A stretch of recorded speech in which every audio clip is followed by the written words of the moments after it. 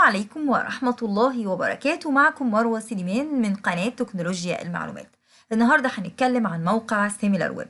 سيميلار ويب هو موقع لتحليل المواقع الإلكترونية، ويعتبر من المواقع المتخصصة لأنه بيديك عرض شامل ووافي لموقعك.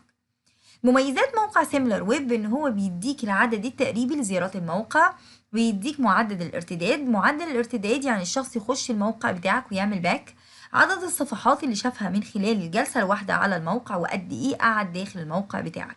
كمان بيديك اهم مصادر الزيارات، بيديك تفاصيل عن الترافيك بتاعك، يعني الزوار جايين لك منين والبلد اللي هو جاي منها واللغة المستخدمة. بيديك كمان أهم الكلمات المفتاحية أو الكي ووردز اللي بتجلب الزوار للموقع بتاعك.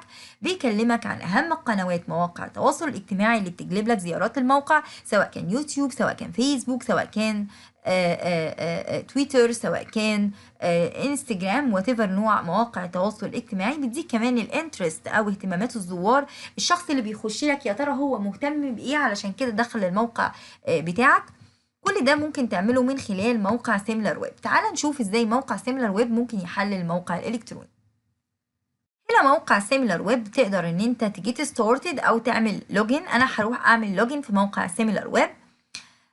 اول ما هدوس على اللوجن ببتدي اخش عشان اسجل في سيميلار ويب. ممكن ان انت تعمل حساب خاص على سيميلار ويب، او ان انت تكونكت باستخدام الجوجل، او تكونكت باستخدام الاكونت بتاعك على لينكد ان. انا بفضل ان انا اخش اسجل بالاكونت بتاعي على جوجل.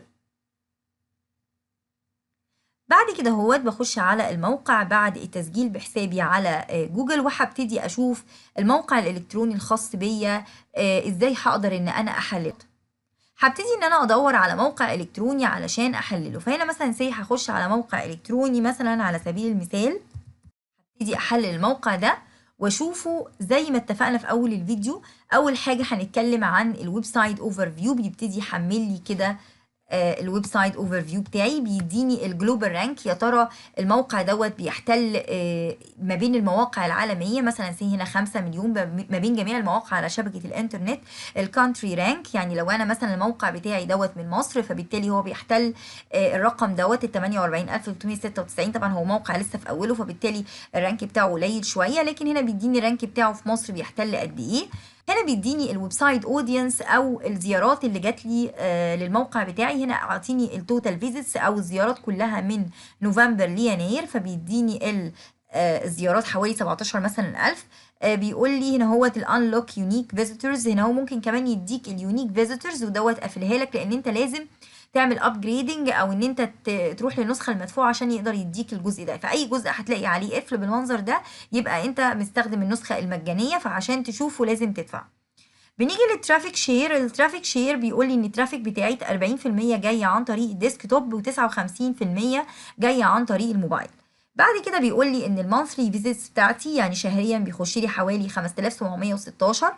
المانثلي يونيك بيديني اقل من 5000. طبعا زي ما اتفقنا ان احنا لازم نرقي عشان نقدر نعرف اليونيك الاشخاص المميزين او داخلين الموقع.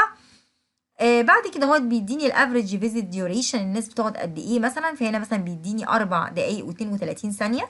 البيج فيزيت حوالي 2.69 يعني حوالي 3 صفحات. الباونس ريت يعني الشخص هنا معدل الارتداد بتاعي حوالي 32.21% في المية. ده بالنسبة للقراءات الخاصة والويب سايت اودينس. هنا هو هيديني الفيزيتس اوفر تايم لاست 3 مانثس، بيديني كل الترافيك بتاعي في ال3 شهور دول او في ال4 شهور دول.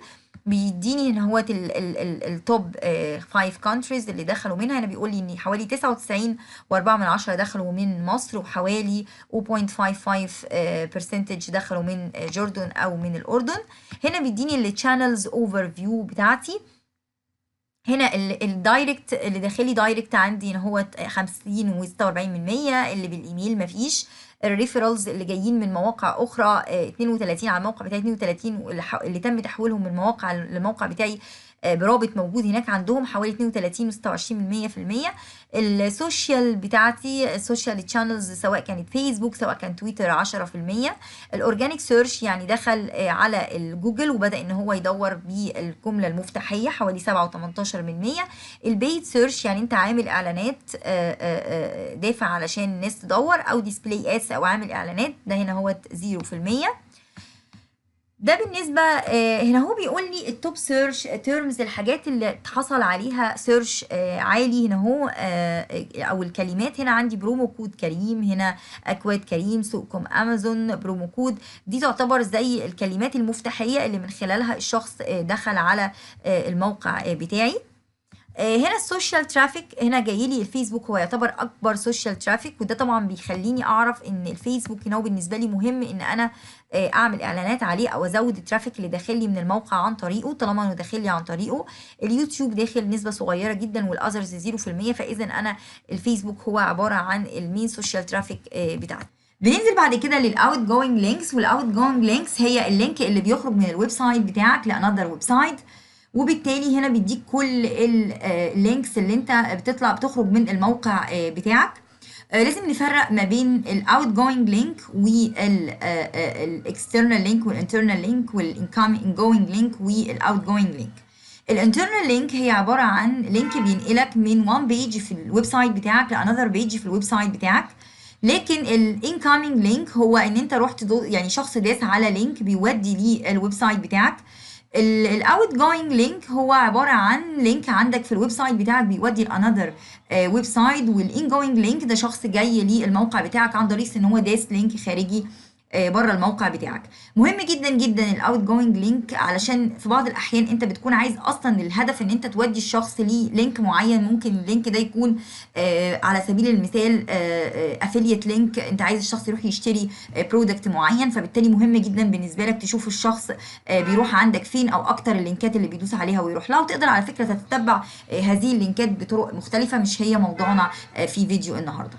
بكده نكون احنا وصلنا الى نهايه فيديو النهارده عن سيميلر ويب. اتمنى ان انتوا تكونوا استفدتوا. ما تنسوش تعملوا سبسكرايب للقناه وشير ولايك للفيديو. بشكركم والسلام عليكم ورحمه الله وبركاته.